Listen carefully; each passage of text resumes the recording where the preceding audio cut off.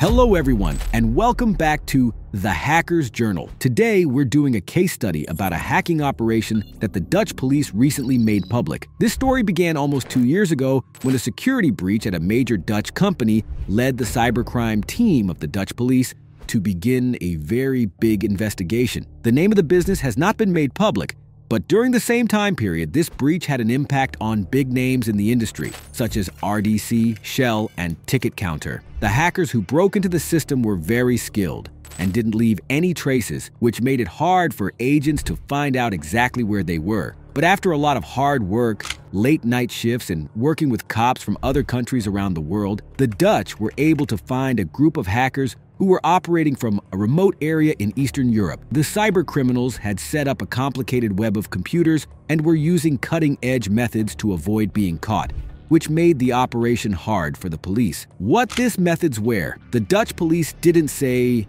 but it is talked about, that they've gotten into their victims' network and then they blackmailed them. As the investigation went on, it became clear that this hacking operation wasn't just aimed at one company. Instead, it was a well-organized group of people who were going after many companies in different industries. Think about a very advanced cyber attack that targets many different types of businesses, such as restaurants, training centers, e-commerce, software, social media, and even key infrastructure. The threat actors, who were only between the ages of 21 and 18, showed an expert level of skill by cutting through digital systems with ease to carry out hacking, data theft, and extortion. Because they knew a lot about a lot of different businesses, they were able to find weak spots in each company's security systems and use them to get in without permission. In order to get workers to reveal private information, they used their social engineering skills to spearfish the workers and deploy their malware. Cybersecurity experts were shocked by how big and complicated their thing was. Of course, I'm talking about their operation. This is why law enforcement and private sector groups need to work together right away to break up this large cybercrime group. This case is a strong warning of how threats are always changing and how important it is to always be on guard when protecting digital assets. On January 23, 2023, the Dutch police did something very new.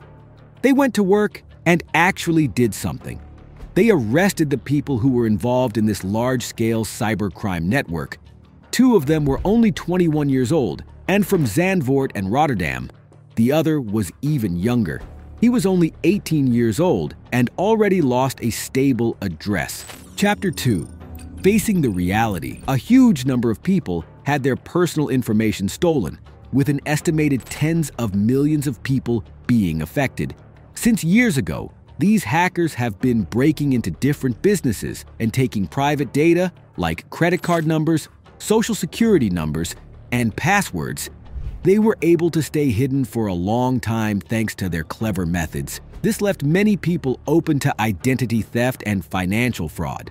The arrest of these people was a big win for police forces around the world.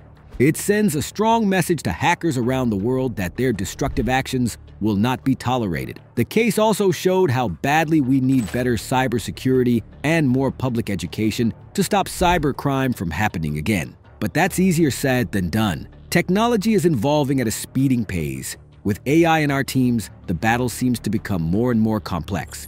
There are names, addresses, phone numbers, dates of birth, bank account numbers, credit card numbers, passwords, license plates, social security numbers, and even passport information that was stolen.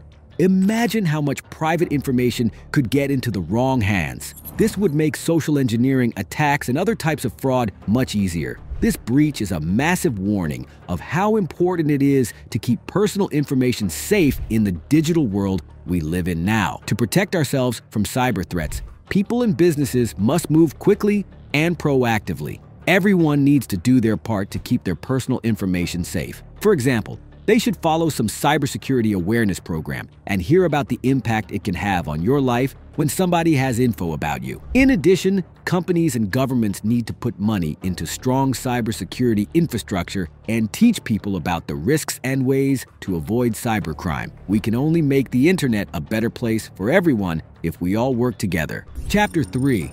Profiting from data extortion. Let's go back to March 2021, when the investigation began with the help of the Dutch police's hacking team. There was a security breach at a big Dutch company, which set off a chain of events that led to the discovery of a huge hacking network. There is no public information about the name of this company, but other big names in business like RDC, Shell, and Ticket Counter were greatly affected around the same time. Cybercriminals not only went after these people, but they also helped them do illegal things without even realizing it. A cybercrime network had been sneaking into the company's systems for months, gathering private data from partners, clients, and the business itself. The breach made this clear. This breach had a lot of effects because it showed that even the safest networks can be broken into and that we need strong protection measures today. Think about what this means in the bigger picture. Thousands of small and big businesses across the country and around the world have been hacked, had their data stolen, or had their computers hacked. The victims came from a wide range of industries, showing how brave and flexible the hackers were who planned this big operation. The attackers, who the police called sophisticated, carried out their plan with skill. They told businesses that if they didn't pay them in Bitcoin, they would post stolen information online or wreck digital infrastructures, which they said would cost millions of dollars. Each company was asked to pay a fee of between $100,000 and $700,000, which is a ridiculous amount of money to get back stolen data. As shocking as it sounds, the suspects sold the stolen data after companies gave in to their threats of destroying the data. This extra layer of evil made the economic and social damage to companies that were already being hurt even worse. The damage done shows a bad trend. Stealing and trading data has become a good way for criminals to make good money, going beyond just extorting business. Chapter 4. The growing market for stolen information. Let's look at the warning that the Dutch cops sent out. The stolen files, which contained private data, are not just ways to get companies to pay large amounts of money. They are goods that are sold between criminals in a market that is doing very well. The enormous amount and complexity of these stolen records is crazy. The information goes through a careful process of filtering and improving it, which makes it easy to find sensitive data. This lets thieves focus on certain people or groups to take advantage of them further, like for identity theft or scams. The taken information can also be used for bad things, like spying or blackmail. As the market for stolen data continues to grow, it is important for businesses and people to put safety first and do what they need to do to keep their private data safe. You should do this because not doing so could be very bad for everyone, not just the people whose data was stolen. Because cybercriminals are getting smarter, they no longer need to look and watch people on the streets behind a newspaper. With the click of a button on a computer, criminals can now find and target specific people or groups. The results are that both people and businesses are more vulnerable because cybercriminals can launch convincing attacks using information that isn't just digital. Because of this, personal and financial information can be abused, which can cause identity theft, loss of money, and even damage to one's image with very big personal risks. Cyber attacks are also more likely to succeed if they can target particular people or organizations. This is because criminals can change their plans to take advantage of any weaknesses or holes they find. In this new age of cybercrime, people and businesses need to take a more proactive approach to cybersecurity and use strong protection tools to keep their digital assets safe. Finally, this cybercrime operation is more than just a case study. It's a big warning of how dangerous our world is and how connected everything is. The effects are huge and will affect the lives and ways of making a living of millions of people. What's going to happen next?